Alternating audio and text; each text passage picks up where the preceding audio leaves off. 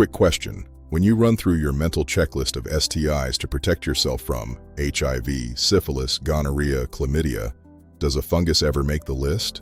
It probably doesn't, but it should, because right now there's an active outbreak of a fungal infection that's spreading through sexual contact. It's showing up in cities across the United States and Europe, and a lot of the people who have it don't know what it is. Today we're going to change that.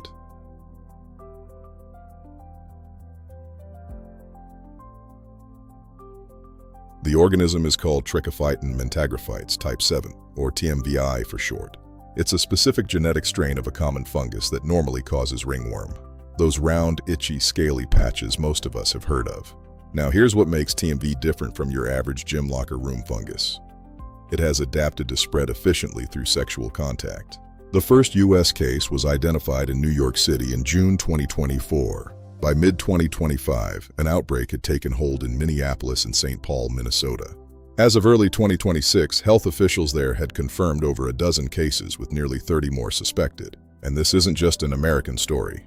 Cases have been documented across France, the UK, Belgium, and the Netherlands, all following similar patterns. Let's get a little nerdy for a second, because understanding the biology actually matters here. TMVII belongs to the family Arthrodermataceae, a group of fungi called dermatophytes, which literally means skin-loving fungi. These organisms have one superpower. They produce an enzyme called keratinase, which dissolves keratin, the protein that makes up your skin, hair, and nails. That's how they feed and spread. The Trichophyton genus is huge. It includes the fungus behind athlete's foot, jock itch, toenail infections, and scalp ringworm. These infections happen in people of all genders, ages, and backgrounds all over the world. Farmers get it from cattle. Pet owners get it from guinea pigs and hedgehogs. What's unusual about TMVI and what makes it newsworthy is that this particular strain has found a highly efficient new route: intimate skin-to-skin contact during sex. The current outbreak is disproportionately affecting gay and bisexual men, specifically men who have sex with men, or MSM. Most of the individuals diagnosed had histories of other STIs, or reported having multiple sexual partners. I want to be clear about something. This is not a gay disease. TMVI can, in theory, infect anyone through close skin contact. The reason it's concentrated in this community right now is epidemiological. It got into certain sexual networks, and those networks are tightly connected. As awareness and testing expand, we may well find cases in other populations. For now, if you are a gay or bisexual man who is sexually active, this is information you specifically need. This is the question I want to spend a little extra time on because it's the right question to ask. How do scientists actually distinguish an STI from just a skin infection? The answer comes from 4 lines of evidence. First, location. TMVII lesions are consistently appearing on the genitals, pubic area, buttocks, inner thighs, and the beard area of the face.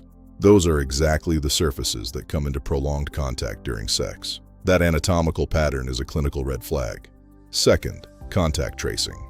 Public health teams mapped the connections between patients. They were not random strangers. They were linked through sexual partners, and many had concurrent STI diagnoses.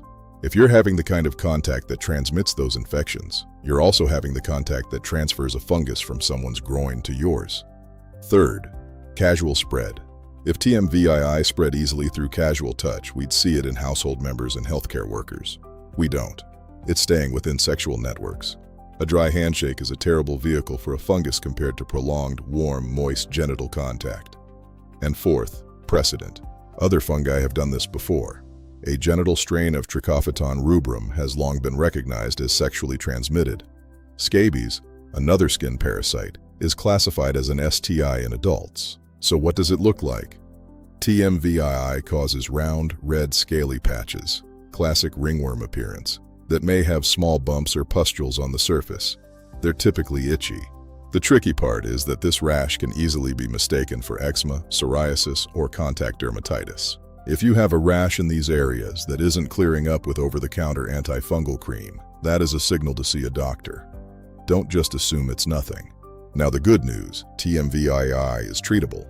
It responds to oral terbinafine, a standard antifungal medication. The catch is duration. Typical ringworm clears in a couple of weeks. TMVII often requires 1 to 3 months of continuous oral treatment. Research shows that short courses of 2 weeks or less have almost zero cure rate. Courses of 1 to 3 months succeed about 80% of the time. Over-the-counter creams alone are not going to cut it here. You need a prescription, and you need to complete the full course. Here's what you can actually do.